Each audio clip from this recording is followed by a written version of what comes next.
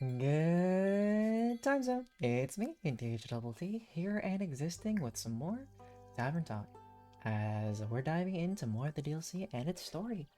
And I wonder how long it will be, but we'll see how long I feel like going today. And welcome to my tavern. Anyways, without further ado, let's dive in. Tempest Tantrum, Chapter 2, Honey-Eyed Hopes, 39th of the Primordial Moon. Let's start the day.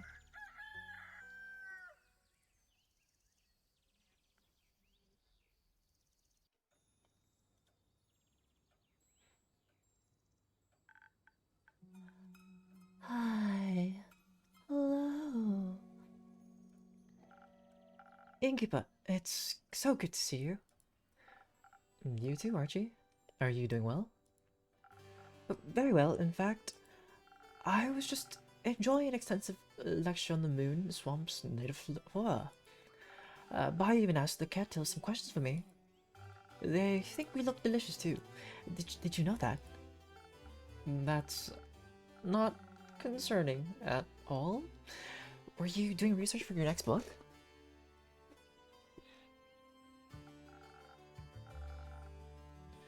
No, just catching up with friends, which reminds me of an important question. How are you, friend?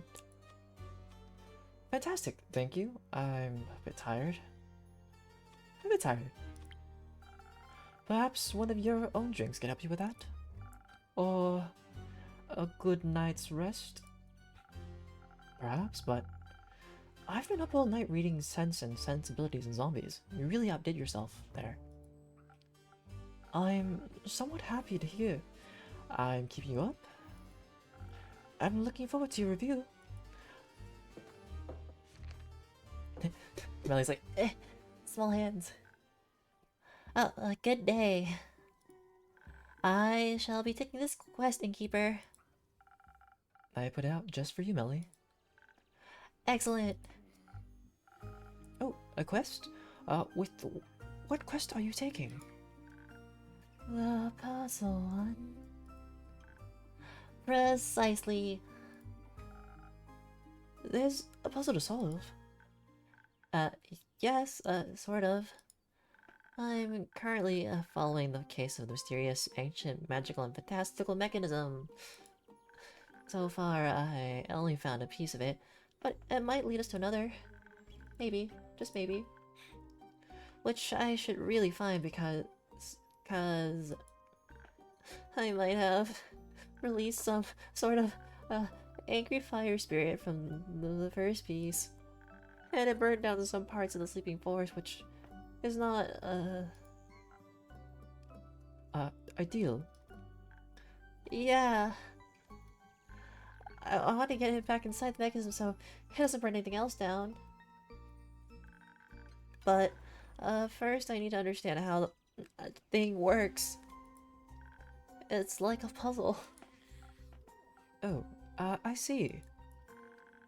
If I figure out the puzzle of the mechanism I broke, then I can fix this. I can. That sounds responsible. You didn't break anything, Melly.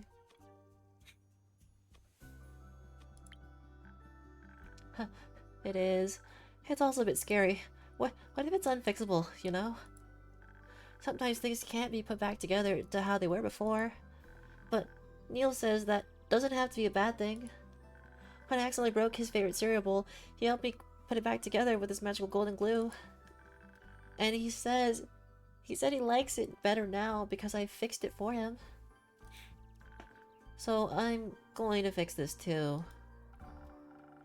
If all else fails, we'll just get some gold. We'll just use some golden glue. Exactly. Where are you going to look for this puzzle piece? Are you going back to the Highlands? No. The quest says that Baya's friend saw a piece not unlike my mechanism underwater. Is that true, Baya? It is. Mari said she saw it in the Coralifian library. I love libraries. There won't be any fire wizards in this one, though, right? Doubtful. But no promises. Libraries may be a wizard's natural habitat, but the one thing wizards value more than fire are their precious books. So they're typically a bit more careful in libraries. I sure hope so too, especially if it's true that those books fight back. Maybe you should feed the wizards to the bugs. Huh? Huh? Not a bad idea, Baya. It's a terrible idea. It's an excellent idea. Why not? You are certainly insane. If you eat the bugs, you should tell Mari all about them. She really wanted to see them. Wait. What if I come along? I could ask her and Banshee about the puzzle mechanism thing.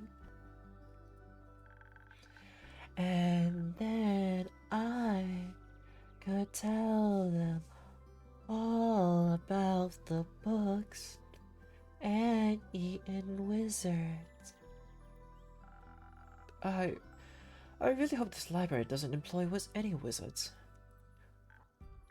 Awesome. You can be my on-site correspondent and witness handler. Yay. This is perfect. We'll talk to your friends, and then we'll investigate the library for clues, and then we'll find more clues. And solve this mystery. Sounds like fun. Light adventure. Indeed. But before I go, I am missing two key ingredients. A drink and An assistant. With Neil away and Baya already on witness duty, I'll need someone to take notes for me. And to bounce ideas off of. well, Archie.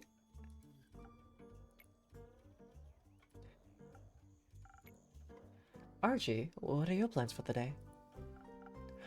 Well, as you know, I no longer participate in the active adventuring business. So I must pass on this promising opportunity.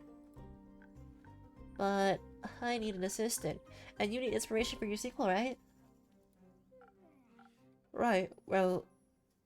Melly would be very sad. Inspiration doesn't come from sitting around. Get out there, take some notes, live a little.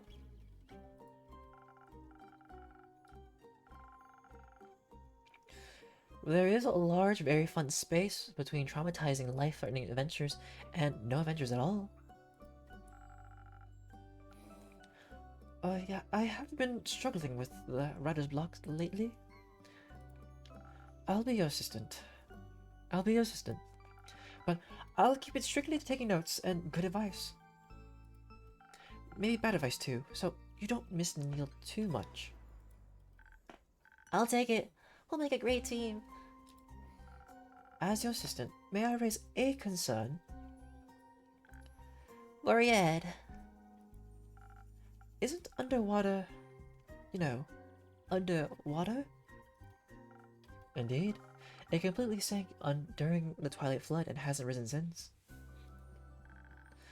The city is in a magical bubble. No water inside, except in bathtubs. What about sinks?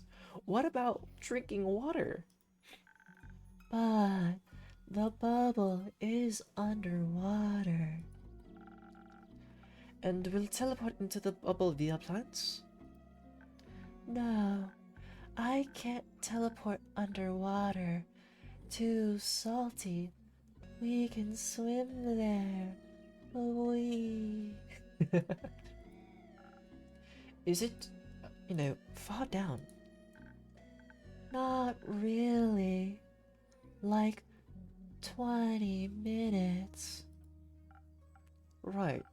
Well, we can't breathe underwater, Baya. Oh, I forgot. That's fine. What if we find a really long straw that we can breathe through? Or we ask a wizard to turn us into fish? Or maybe... Here, innkeeper, take this. What is it? Infusion unlocked luminous algae. It is luminous algae from my swamp. It keeps my guests from drowning in the sensory deprivation bonds. Helps with breathing for those who need it. You can mix that in your drinks, right? I can certainly try. Well, thank you, Baya. Now, you two pick out a drink. I have to go ask Void to watch over my ants while I'm gone. I'll pick you up at blooming time. Ooh.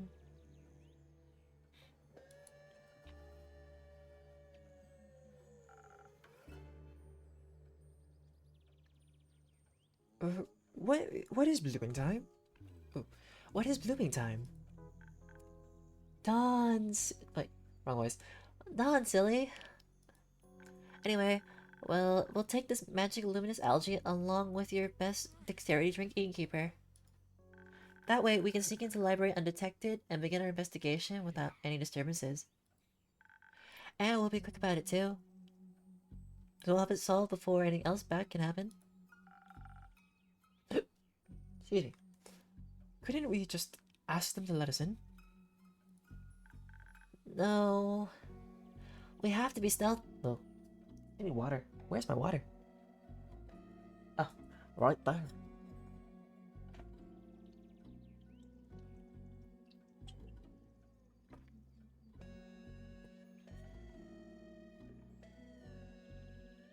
No. Oh, 1 second. 1 second, my voice goes.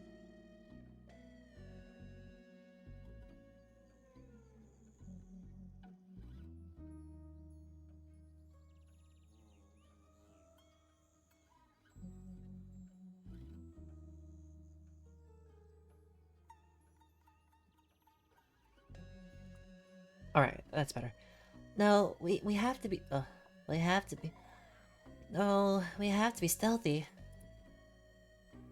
You spent too much time with Neil. No such thing. Alright. If we're being sneaky, shouldn't we also pack some defense in case any guards or books come after us? Great idea, my dear assistant. May I also make an alternate suggestion? Just this once. Just kidding, suggestions are your job. What about intelligence? It helps us solve this mystery properly. But I'm already pretty intelligent. Maybe it would give us a new perspective. Especially if this mechanism is ancient and we might need some extra brainpower to comprehend it. But then we should also add some strength so we can kick the asses of any guards or books we come across. And also so we can pick up the mechanism. It might be heavy, you know? Neither of us are exactly... regular gym goers. Exactly.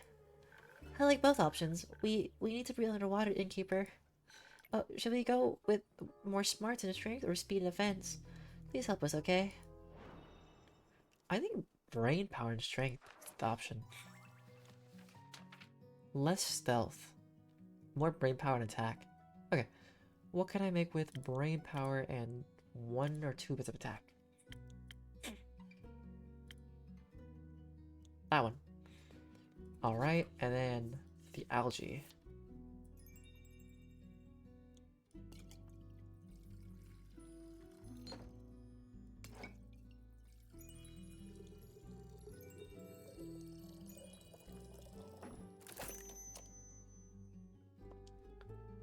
Alright, a silent owl coming right up. Whoa, first, a little audio pets. Aha!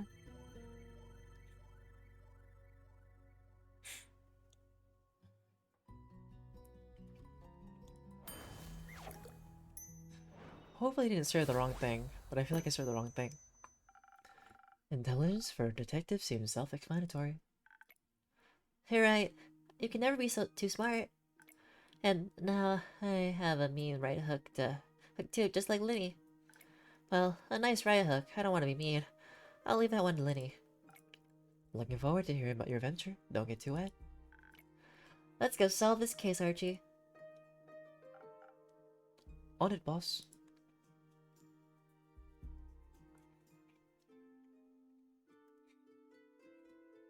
Nighttime already? Oh, hello, boy. Turn on the spotlight and bring out the applause, innkeeper. I've returned to your tavern. What an honor, great voyage. You look radiant. Are you here to help with the dishes? Let's be nice. Oh. Thank you, sir. Do you? Radiant like the sun rising on a warm summer day. Wait, do you like summer days? Oh, dragons, you don't, do you? I like flattery, so don't worry about it. Oh, alright. Ooh. I missed you, innkeeper. I missed you too. How was the tour? Incredible. Ex-Nico's pyrotechnic special effects were insane. I've never felt so cool. And the special performances where Fable came along were overlooked at every single venue. It was spectacular. But I really could use a break right now. So many people, so many autographs and questions. Everyone kept asking me to say my catchphrase. I didn't even know I had a catchphrase. What's my catchphrase? Prepare to be razzle dazzle. You're a wink. It's me, Voyage, the music guy. So you wink. Like this. That'll charm the socks of any groupie. And any innkeeper? Wouldn't you like to know? Speaking of classics, can I offer you a classic boy drink? Actually, I'm craving something specific today. Do you have any of those honey flowers left? I think they're exactly what I need after weeks and weeks of constant chatting and belting. And maybe you can enchant my senses by adding some classic charisma to the mix. But I wouldn't be upset with something else either. I'll make sure your drink doesn't upset you. One moment. Okay, so they want the honey flowers. And... oh. Honey flowers, but they wanted charisma. Charisma's this side, right? So a sunny breeze, I think, is what I can make. Alright, 2 splashes of yellow. And a bit of purple. LA Lakers style. A sunny breeze coming right up. Ding! Enjoy.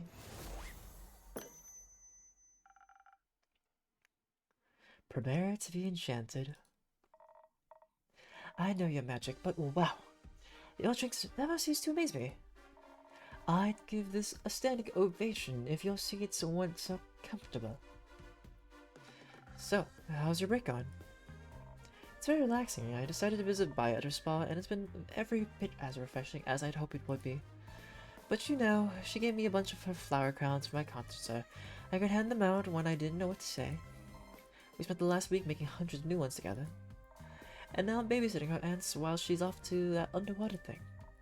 Also, I brought you some of her coupons. I'll just leave them on the counter, alright? Of course, people loved them last time. I still don't want any of those. I'm not the mean entire keeper, that's Sune. Sune's not here today. Sune has left me to be in charge of this tavern for ages now. I feel fine. They sure did. I knew we could count on you. Are you going to stay here a while? No, I need to get back to the aunts. Just wanted to drop off the coupons and check in on you. Judging by how long it took me to get here, I shouldn't stay for too long. Did you get lost? Majorly. Not sure what's up, but the weather's being really weird. Like there's this growing set layer of fuzziness that really makes it hard to see.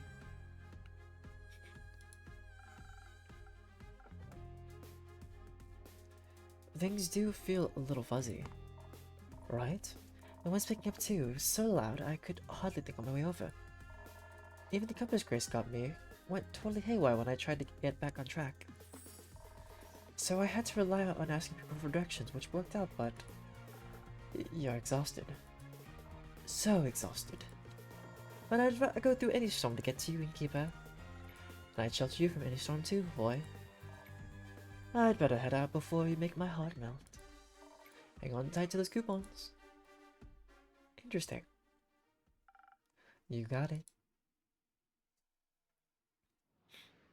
There you go. Undo food. A little bit of sweep, sweep, sweep.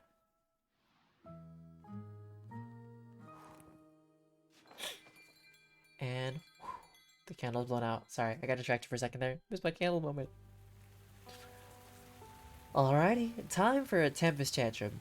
Chapter 3, Night at the Library. 41st of the Primordial Moon. Let's dive right in. Meh.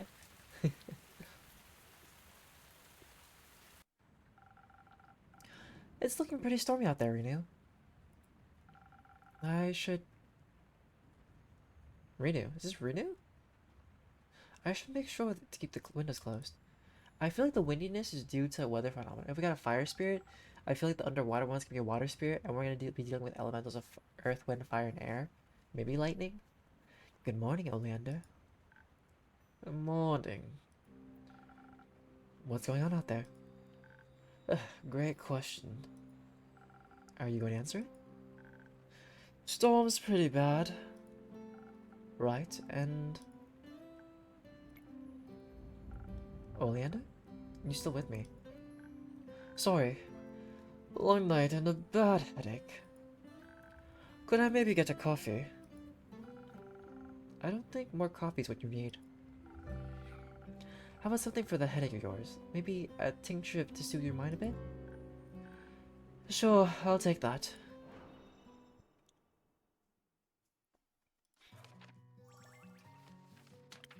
They need the brain juice, eh? Let's give you... Peak Sunrise.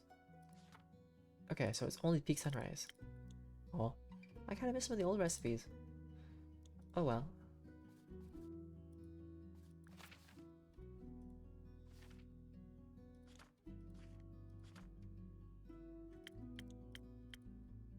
Oh yeah, so these characters are all filled out. So today we're gonna learn more about Oleander, but who are the other two? I'm so curious about who's coming next. I'm like really excited for it. Okay, where's my recipe? Drinks.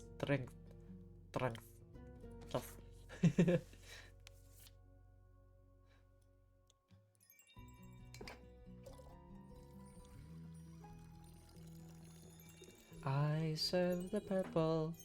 A little too much purple, but it's fine. Here, more purple. Let's make sure your drinks are full. Still a Peak Sunrise. Coming right up.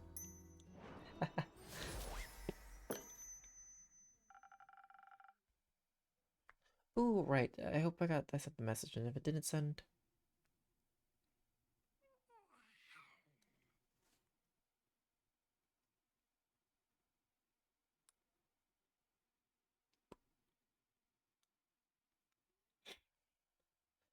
Gentlest cure for headaches I have to offer. Oh, thanks. I feel soothed.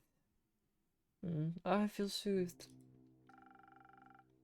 Want to try telling me about the storm again? Fine, I guess I owe it to you. Quite frankly, it's a nightmare. The storm is causing an alarming number of people to get lost. On one side, you have adventurers who think now is a great time to look for treasure or personal fulfillment. Some of them even want to fight the storm, which is a level of stupidity I previously thought was impossible. On the other side, a whole lot of regular, good people are in trouble too. They're wandering off the path deep into the Ashen Grove, unable to find their way out again. Compasses don't work at all anymore, and most people's sense of direction seem akin to that of stale bread. In summary, it's a mess. I recommend staying inside. Don't have to tell me twice. But that does sound quite strange. Strange is one word for it. Bothersome is another. What kind of storm do you think it is? No idea. It's like nothing I've ever seen before. Got any guesses yourself? It feels somewhat primordial. But maybe that's just the nature of strange storms in general. I certainly haven't gotten any divine visions from the Great Serpent yet. Granted, he's been very quiet on that front ever since I retired. Primordial, huh? Figures. That explains the frogs. Sorry, the frogs? The frogs in the treehouse. The frogs in the what now? Sorry, I should have clarified. I'm talking about the adventurers who turned into frogs. Good for them. I'm still lost. Blame the storm. I think I'd rather blame your lack of explanation. Fine. Fine. Some adventurers got tangled up in some strangling scrubs. I cut them out of there and agreed to lead them out of the grove. There were 4 of them, each more reckless than the last. It was a hassle leading them back, especially with all of those aberrations haunting the storm. Not to mention that the adventurers themselves seemed to lack any sense of perception whatsoever. They almost fell into the ravenous pit. Is that what turned them into frogs? No. What sort of ravenous pit turns people into frogs? When we were passing the boundary of the ancient forest, we ran into more of those aberrations. When we defeated them, they just turned into thick and surprisingly aggressive fog. And the fog attempted to engulf us entirely. I managed to fight it off, but the adventurers weren't so lucky. We went into the leader's eye, which then turned a stormy purple, before she suddenly melted into water and got consumed by the storm. I lost sight of the rest as other aberrations started appearing, and when I found them again later, they had turned into 3 frogs. That's a fascinating side effect. What did you do with the frog adventurers? I picked them up and brought them to Fable's treehouse. Made them a little water bath in the kitchen and locked them in there for now. That way, they can't cause any trouble, and the windows keep the fog out well enough. Did you leave them some snacks? Of course. Excellent. So, what are you going to do to get rid of the storm? Nothing. Do I look like an adventurer too? Kind of. Just less frog-like. We've still got plenty of bipedal heroes left. I'm sure one of them will take care of it eventually. No need to let it ruin my routine. I fear you might be underacting. There are no falling stars this time. Things could be worse. There's still the primordial stars. They could float up. Let's keep it to one calamity at a time this run, Innkeeper. Anyway, I should check on those frogs. Make sure no one else got lost. Maybe let the people of Zenith know who stay inside. I'll inform a town crier if I can find one. Stay inside, Innkeeper. Only because you asked so nicely.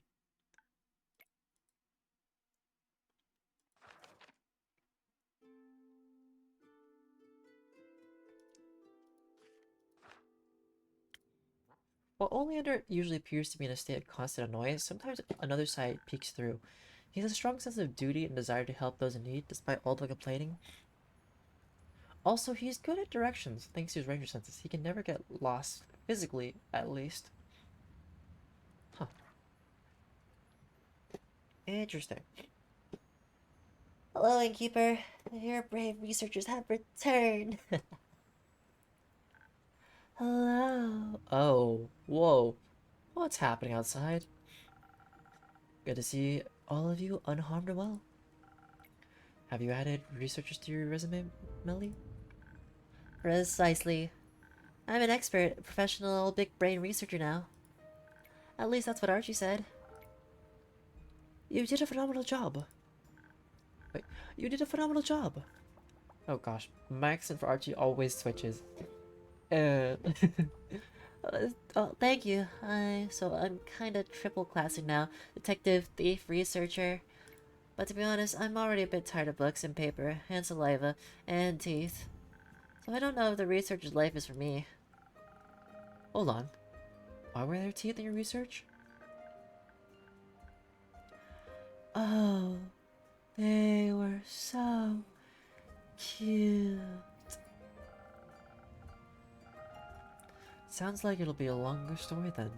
Is anyone in dire need of a drink before we go in? At all? Drinks, anybody? Me. I got you. What can I make for you today?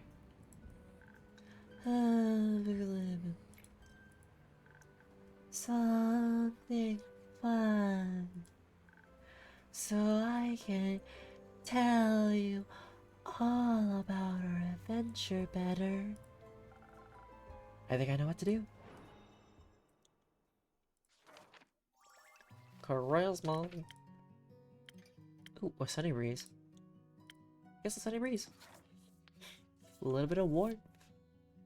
Goes a long, long way. 2 splashes of yellow. And 2 bits of purple.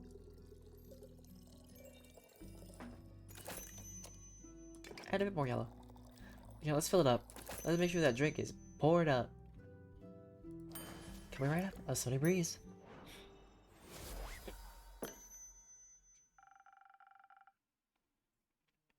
A fun little drink for the cutest little swamp witch.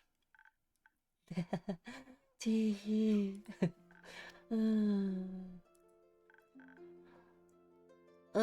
She loves it. I do. But now it's time to Sorry. it's time to tell our story.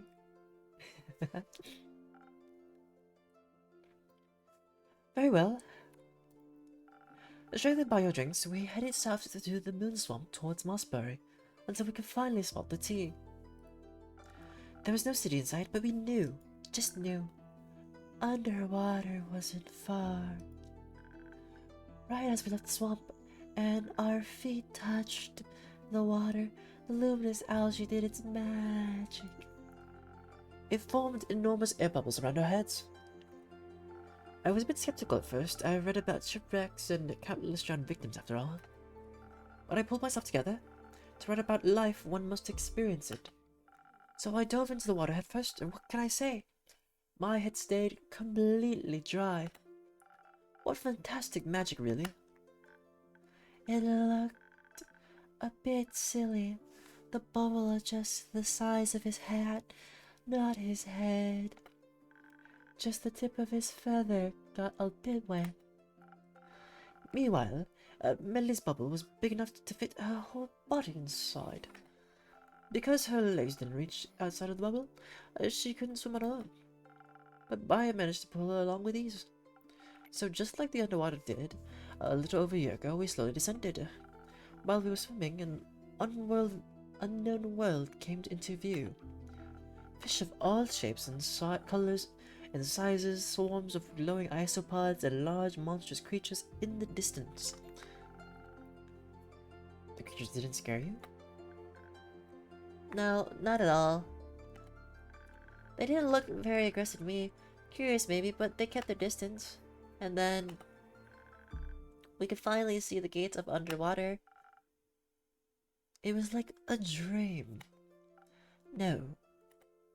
Even in my wildest dreams, I couldn't have imagined the beauty of that sunken city. The town walls and marble pillars, the gentle magical light that illuminated the city, and the dark ocean around it. The myriads of colorful, sometimes even glowing sea creatures attracted by the light. It's so much more beautiful than any description I'd read. What a wondrous place. And it's in a huge magic bubble, and there I thought my bubble was big.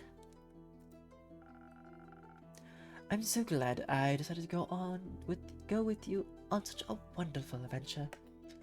The words and inspiration for my next story flowed to me like gentle waves. I can't wait to write them all down. We entered the city through a huge special magical seal that keeps the city dry. Millie was the only one of us with dry clothes, though. And I was so very excited to see the Banshee and the Mary Morgan. We quickly met up with them at the inn they were staying at to ask them about the exact location of the mechanism. I showed them my cool puzzle piece. And then the Mary Morgan said it definitely looked like the one she saw in the library. I was so excited. I was so close to solving my puzzle. They told us that the way to the Coralifian library. And then they were good to go. They didn't come with you? No. Apparently, they had made reservations for dinner and dancing that night. Interesting. And we didn't want to interfere with their plans. It was their vacation after all. But we promised to update them later. Oh? After another short walk, we finally reached our destination, the Coralifian Library. But the whole journey had taken us so long that we sadly missed opening hours. Maybe that was for the best. Looking for a puzzle piece in a library brimming with people is probably very difficult. I overheard a conversation between two guards saying that some researchers and security staff were still inside. They were trying to figure out the curse of the library. You know, the mysterious injured visitors and moving inventory and so forth. Oh. And well, all three of us have certainly had our fair share of adventures, spells, and monsters. So I introduced myself to the staff. I told them maybe we could be of help.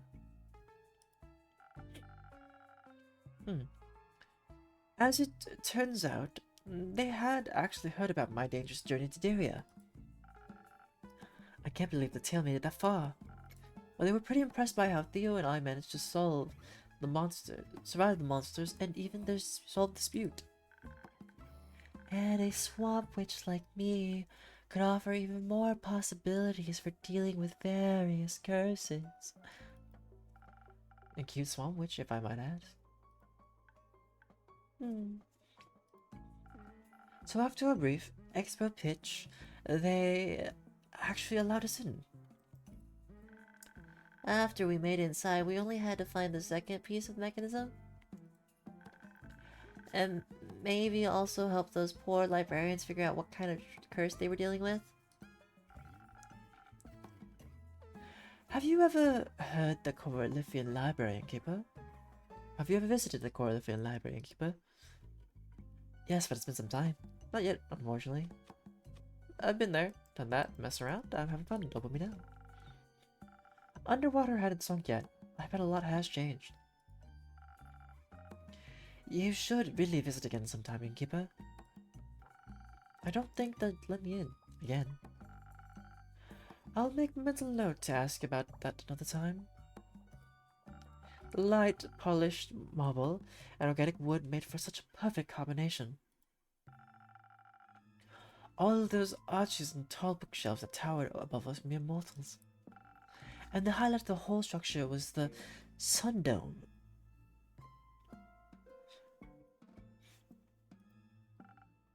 The sun dome? The central part of the library is covered by a gigantic glass dome that fills every nook and cranny with warm sunlight. And it's really cool, but it also made me feel very small. When we got in, one of the staff members saw us looking around in awe. She told us that they added the dome for better lighting, and to instill a sense of normalcy to such an abnormal library. It's also a rather new addition to the library. I found it a bit strange that the renovation seemed to have finished just before the first reports of the alleged book hauntings. Renovation. I really wanted to find the second puzzle piece. So while Archie talked to the librarians, Vi and I started very unsuspiciously, inconspicuously, looking for the mechanism thingy. We found the Mary Morgan's description to a T, and even found the mildly wet pillow where it was supposed to be displayed on. But it wasn't there. It was frustrating, as if someone deliberately snatched it away right before we could get to it. At that point, I was still talking with the staff. One of them introduced herself as a researcher of ancient spells and magic. Interesting. And the more we talked, the clearer it became that my suspicion of a correlating correlation between the renovations and the curse was well founded. Meanwhile, it got darker and darker in the library as the sun was slowly setting. Of course, mere darkness wouldn't stop me from searching the whole library. Never underestimate a Vukkin's night vision. Up until that point, I tried to always keep her in sight, but I kind of lost her in the darkness. I really wish I had better eyesight. Hence the glasses. I was rummaging through the bookshelves and the books themselves. I mean, the puzzle piece had to be somewhere, right? But when I tried to move a particularly old and heavy leather book, I suddenly felt a sharp pain in my finger. Did you cut yourself? Did the book bite you? Yes. Rude, right? Very. It had dozens of long razor-sharp teeth and was nibbling at my finger. Her scream echoed through the whole library. We rushed over to her instantly. Well, when they arrived, the book had already let go of my finger and fled into a hidden nook. Kind of like it was scared. I told them what had just happened. I feared they wouldn't believe me, but instead I saw a look of realization dawn on my assistant Archie's face. It suddenly all made sense. It was as clear as day that the library wasn't dealing with a curse, not in the slightest. Instead, they were dealing with mimics. I don't think I've ever seen anyone proclaim that word so happily before. Well, it was my first time actually seeing one in the wild. Though, I would have expected them to look more like treasure chests or doors. But of course, in an environment like that one, books make so much more sense. The staff said they'd never had any issues with rodents or other small animals. So that means the mimics must have been living in the library for quite some time. I'm guessing years, if not decades. But all the reports of visitors getting bitten and books moving are pretty recent, right? The staff asked the same question. But luckily, Archie here is a mimic expert. Really now, Archie? Well, they appear in almost every adventure novel, so I guess my knowledge just accumulated naturally. You see, Innkeeper, some subspecies of mimics are nocturnal. They absolutely despise light. So a dark and moody place like a library is perfect for them. Unless some people decide to add a huge glass dome to lend in more light. It's not like all mimics are aggressive by nature. They were just scared. And of course they were. They don't do too well with change and have recently lost their safe home to one with far more light. And if that wasn't enough, the visitors were also picking them up regularly. That's super stressful. If I were a mimic, I would also start biting people. Honestly, I felt really sorry for them. And so did the staff. But we still needed a solution for the biting issue, obviously. While they were discussing all of that, I could still hear the mimic that bit me shuffling in the corner. I was so scared of- It was so scared of us that I felt bad for screaming so loudly earlier. So, I tried to calm it down for her. I'd never met a creature like that before, but they talk at similar frequencies as plants, so we understood each other right away. What a unique and fascinating way to communicate. The librarians were equally in awe. I explained our situation, assured the mimic that we weren't there to hurt them. And with our combined powers as great detectives, authors, and mimic whisperers, we found a solution. They obviously couldn't undo the renovations, also the residents love the glass dome. But to help the mimics feel more at ease, we needed a bit more shade in the library again. So I transformed the whole east wing into a botanical garden. It was a fantastic sight. I'd never seen such diverse flora pop out of nowhere before. Not nowhere. I just nicely asked the tiny algae and spores and joints if they would like to grow. And they were so eager to grow. It took the mimics approximately half a minute before they explored their new abode. We could hear the rustling paper throughout the whole library. They loved it. Excuse me. One even came over to thank us. It was the one that bit me. I recognized that purple book cover anywhere. It was very grateful, and said the whole colony liked their new home. And it also wanted to give us something. The puzzle piece? I'll never get what it was, innkeeper. A bone? A tooth? So you'll never forget that it bit you? You have a wild imagination, huh?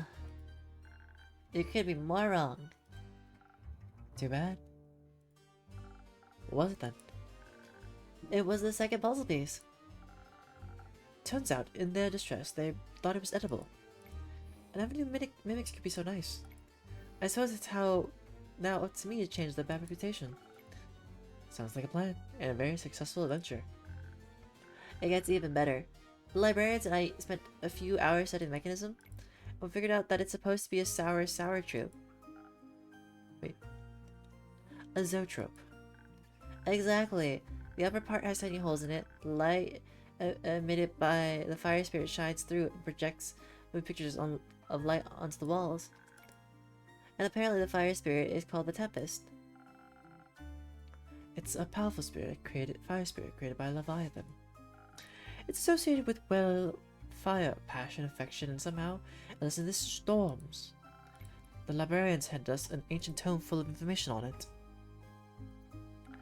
The book contained a dramatic short story about massive storms in the primordial sea that was summoned by upsetting the Tempest. Presumably because Melody opened its enclosure, it got exposed to a world very different from Leviathan's domain, which made it upset. We think the zoetrope was its home, but it's broken and the spirit has no idea where it is. It's all very scary. Since zoetrope is old and broken by now, we can't just put the spirit back. Obviously we needed to fix it so we could let the Tempest return to it if it wanted to. But we needed to head back to the surface first. Say goodbye to the librarians and the books and the mimics, of course. Amaya also picked up a postcard to update the Mary Morgan, as well as a souvenir for Fable's brother Coriander. Yes, I got oleander, some coral sprigs. That's quite lovely. Indeed, but by then it was almost already the next morning. We were all quite tired, but I was also at least equally worried about the drink's effects wearing off. We definitely needed to get back to the surface as soon as we could, or else we would be stuck in underwater. As soon as we got back to the barrier seal, the bubbles returned. Not the bubbles. The bubbles are back. They were already a bit more translucent than before, but we still had enough time to get back. Or so we thought. Doesn't sound promising. It was horrible. At first, I could see the bubble around me cracking like broken glass, and the water started rushing in. It was so cold and wet. I hate being wet. Luckily, we had already made it pretty close to the surface. Baya's kelp strands quickly pulled us towards the surface and helped us swim back to shore. But the weird storm made it so very difficult to navigate. Even though I'd read so much about how to always find north, I was completely lost. Well, we actually swam east instead of north. I was really confused where my swamp had gone, or why there was such a huge city in front of us. But I'd recognize that island anywhere. We were accidentally stranded in Zoford. But you know, I've been back to the city a few more times since my quest there, so I knew a pretty solid tavern where we could spend the night. It was a recommendation from the familiars. In the morning, we sat down to discuss our next steps. I really wanted to fix the Zotrope, but when I pulled it out of my pocket, it must have come into contact with the sea when we swam back to the surface. The water seeped into some cracks that must have corroded parts of the ancient metal, so the pieces of it probably broke off while we were swimming. Now they're lost in the ocean somewhere, and our two parts don't fit together anymore. I really wanted to fix it. We weren't sure what to do. Oh, hi, Nappy. Wait, why bye, Nappy? What are you doing? What's happening? So we came back here. Whatever happened to testing, you're gonna be nice to me or not, Nappy? So mean. Can't wear glasses. Ugh.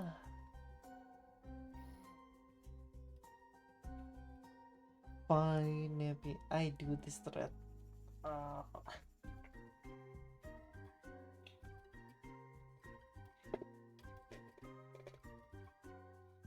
But Nappy, why are you leaving? Tell me why. See, Nappy, you're supposed to be nice to me today.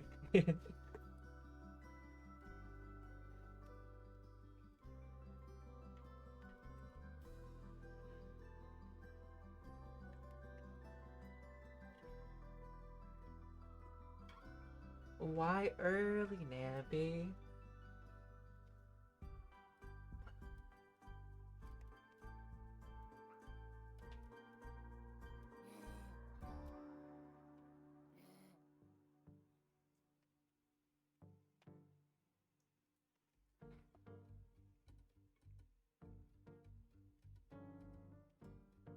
And just stay up.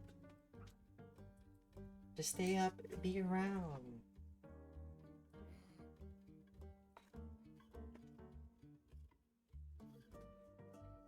You don't need EP. You can sleep when eternal slumber happens. As you should. Work is boring.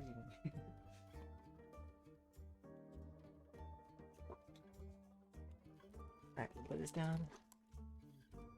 Good job, Nappy. How many children is that now, Nappy? How many?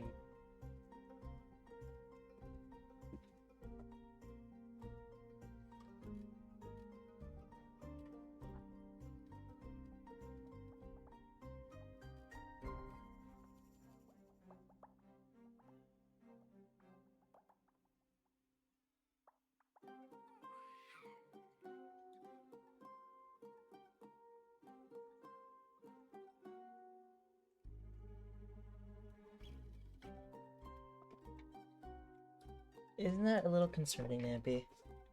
About how many you owe? That's too many. That's too many.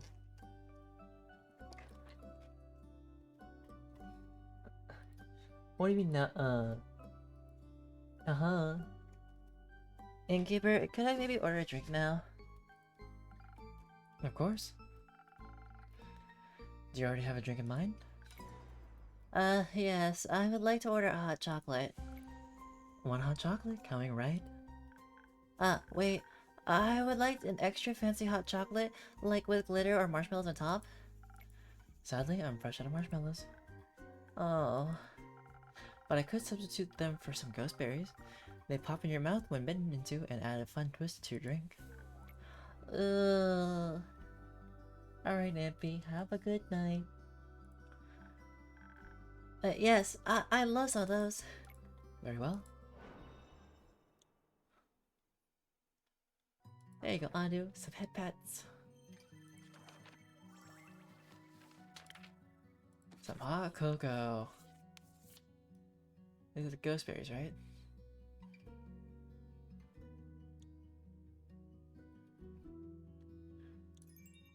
You can't, because I work for Sune. I've already been sacrificed. I don't count.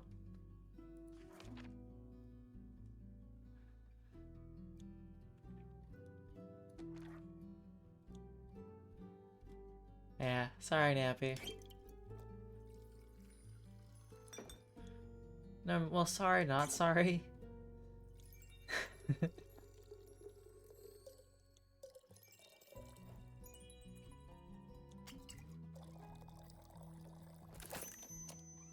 Some hot chocolate coming right up.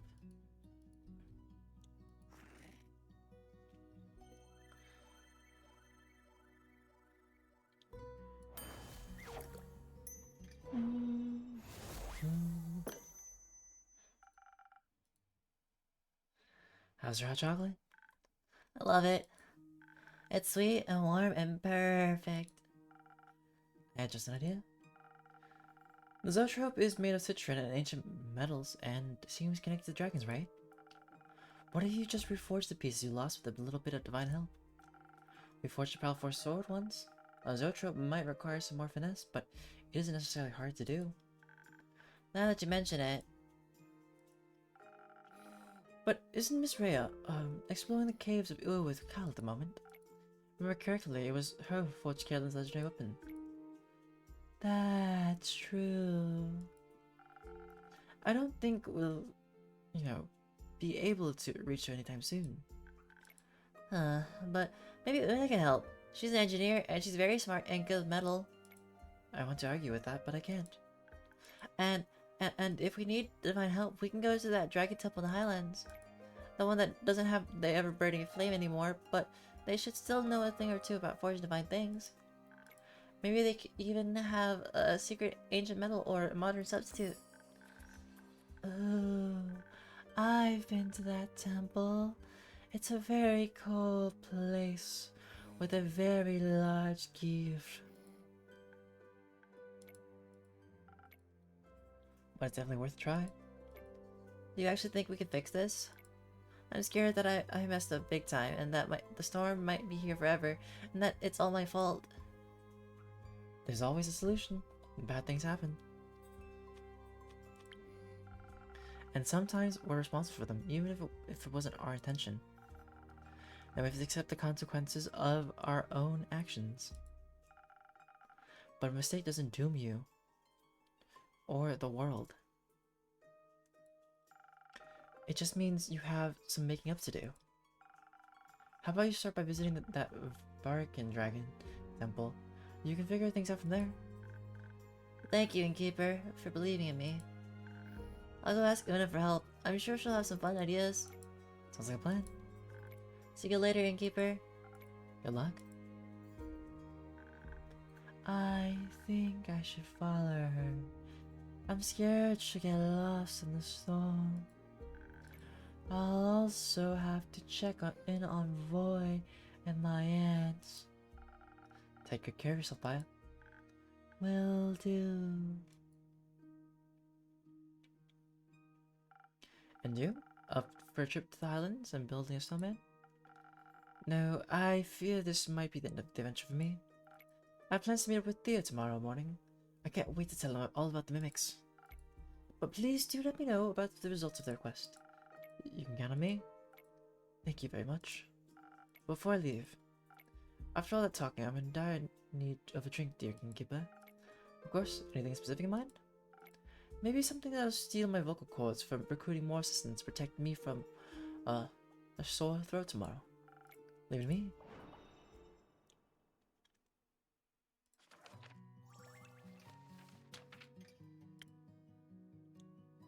Let's give you a first snow. Defense.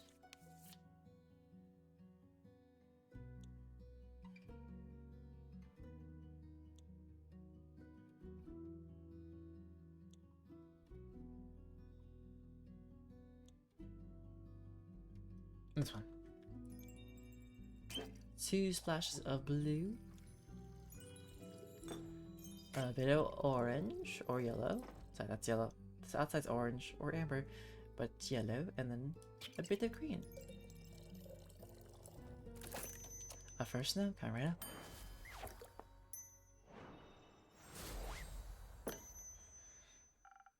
Liquid steel, just for you. Ooh, thank you very much. This is exactly what I needed. I can already feel the itching in my throat subsiding. Until then, innkeeper. And that's the end of the night. The wind and the weather patterns seem to be changing. Visibility is dropping and compasses are starting to fail. Nothing to worry about. Surely. My mysterious puzzle piece seems to have something to do with the dragons themselves, as does the angry fire spirit she freed. No biggie. The zoetrope is broken, but not beyond repair. Maybe all it needs is a stubborn engineer and some helpful priest from the Highlands. One zoetrope to rule them all. The mechanism a delicately crafted zoetrope, as well as the spirit that inhabited it, seemed to be rooted in the realms of the great dragons. The zoetrope appears to be broken, but perhaps not beyond repair. A competent team is needed to seek out the priests and their divine forged in Verica to aid in reassembling the Tempest home. Perhaps that will soothe its wrath.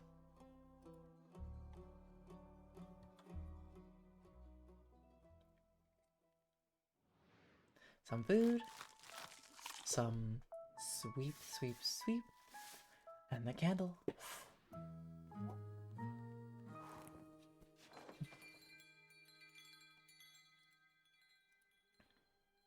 Oh dear. Alright, and this is the stopping point of today for Tavern Talk. I'll play the next part to next week. So let's save this here. Yep. The menu. And I will be right back. I'll be switching games. But thank you to those who came by for the Tavern Talk section from Nampy and anybody else who stopped by. If you see this on YouTube and you want to see the series while it continues, or if you hear some character voices or me failing them, feel free to come to Twitch. But for now, DjDoubleT, be out and about, and deuces.